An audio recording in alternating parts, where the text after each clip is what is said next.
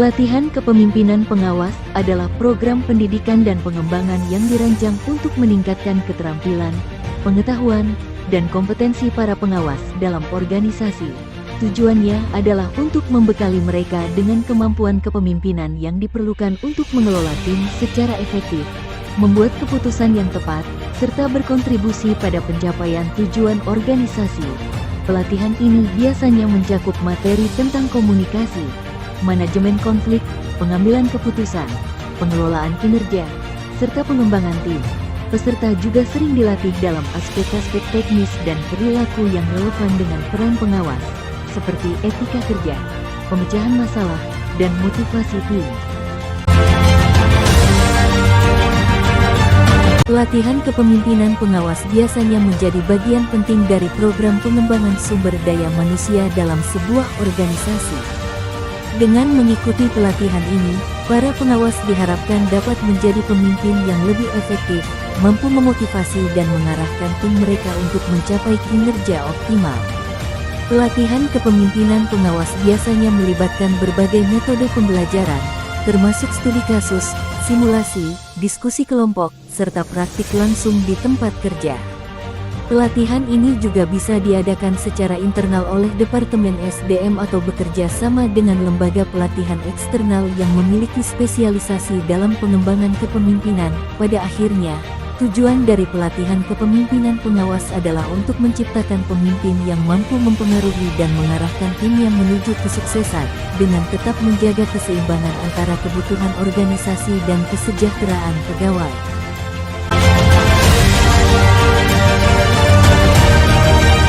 Pelatihan kepemimpinan pengawas Angkatan 4 Kelompok 4 terdiri dari 10 anggota yang berasal dari 2 kabupaten, yaitu Kabupaten Kota Waringin Barat dan Kabupaten Kota Waringin Timur. 1. Kristina Darmayanti, AMD. 2. Ari Wardana, SE. 3. Logika Muhammad, SSE. 4. Sri Rezeki Retnaningtyas, AMD. 5. Muhammad Ali, SH. 6. Rizal Maulana, SSCTP.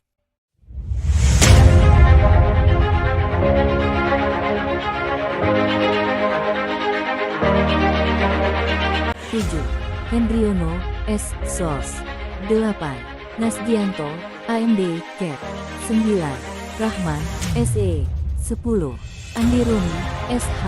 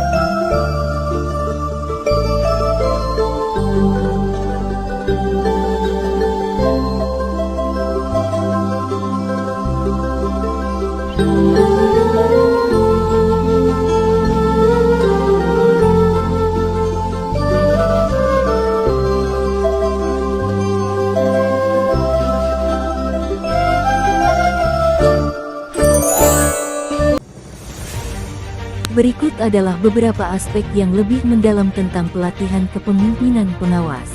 Pengembangan kemampuan komunikasi. Pengawas perlu memiliki kemampuan komunikasi yang kuat, baik dalam menyampaikan instruksi, memberikan umpan balik, maupun dalam mendengarkan anggota tim.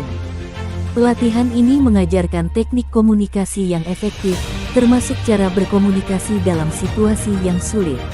Manajemen konflik. Konflik dalam tim bisa muncul karena berbagai alasan, seperti perbedaan pendapat atau ketidaksepahaman. Pelatihan kepemimpinan pengawas membantu peserta memahami cara mengidentifikasi sumber konflik dan menerapkan strategi untuk menyelesaikannya secara konstruktif. Pengambilan keputusan. Pengawas sering dihadapkan pada situasi di mana mereka harus membuat keputusan penting. Pelatihan ini mencakup metode dan teknik pengambilan keputusan yang efektif, dengan mempertimbangkan berbagai faktor dan dampaknya terhadap tim dan organisasi. Pengelolaan kinerja. Salah satu tugas utama pengawas adalah memastikan bahwa anggota tim bekerja sesuai dengan standar yang ditetapkan. Pelatihan ini meliputi cara-cara untuk memantau kinerja, memberikan penilaian yang adil, serta menangani karyawan yang berkinerja buruk. Motivasi dan pengembangan tim. Menginspirasi dan memotivasi anggota tim adalah keterampilan penting bagi pengawas. Pelatihan ini mengajarkan teknik untuk meningkatkan moral dan semangat kerja, serta cara-cara untuk mengembangkan keterampilan dan potensi anggota tim. Perencanaan dan organisasi. Pengawas juga dilatih dalam aspek perencanaan dan pengorganisasian pekerjaan. Ini meliputi manajemen waktu, penugasan tugas, serta pengelolaan sumber daya untuk memastikan bahwa target dan tujuan tim tercapai. Adaptasi terhadap perubahan. Lingkungan kerja yang dinamis seringkali membutuhkan pengawas yang fleksibel dan mampu beradaptasi dengan perubahan. Pelatihan ini membantu mereka mengembangkan ketahanan terhadap stres dan ketidakpastian, serta kemampuan untuk memimpin tim melalui masa-masa perubahan. Gagasan perubahan perencanaan pembangunan adalah upaya untuk meningkatkan kualitas dan berkelanjutan dalam masyarakat. Gagasan ini bertujuan untuk menciptakan keseimbangan antara kebutuhan manusia dan alam. Sasaran pelayanan adalah meningkatkan pemberdayaan masyarakat dalam pembangunan dan kesadaran masyarakat terhadap tercapainya tujuan pembangunan. Penyempurnaan pelayanan SOP pelayanan sangatlah penting sebab penyelenggaraan pelayanan akan berjalan dengan baik apabila sesuai standar. Penyempurnaan alur mekanisme pelayanan untuk menuju birokrasi yang efisien dan profesional. Setelah mendengarkan paparan yang disampaikan dari pihak Bapeda Kota Semarang, penerapan SOP pelayanan menjadi salah satu kunci penting untuk memastikan pelayanan yang konsisten, efisien, transparan, dan memuaskan bagi masyarakat, yaitu melalui identifikasi, proses dokumentasi, sosialisasi, dan evaluasi. Kewenangan jabatan berperan penting menjalin komunikasi antar stakeholder dalam menyukseskan program perencanaan pembangunan. Action. Dengan semangat inovasi, perencanaan pembangunan menjadi doktrin wujudkan satu pegawai, satu data sebagai bentuk penyelesaian masalah. Membangun tim kerja yang efektif merupakan sebuah kunci keberhasilan. Membangun tim kerja yang efektif juga merupakan kunci kesuksesan dan meningkatkan sebuah pelayanan. Bersama kita lebih kuat. Pemanfaatan dan pengembangan teknologi, informasi berbasis digital mutlak diperlukan dalam proses pelayanan publik. Ada beberapa lesson learned dalam keberlangsungan pelayanan yang diterapkan oleh Bapeda Kota Semarang, Provinsi Jawa Tengah.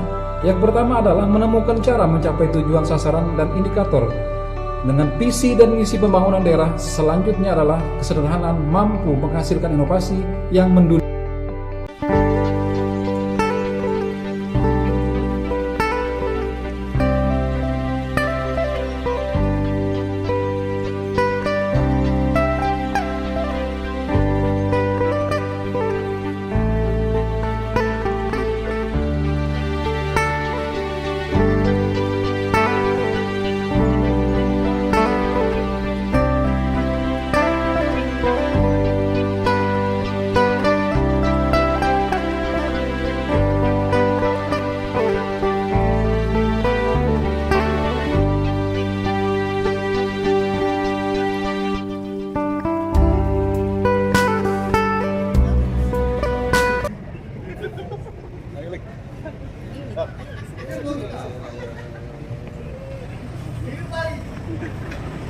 Ya.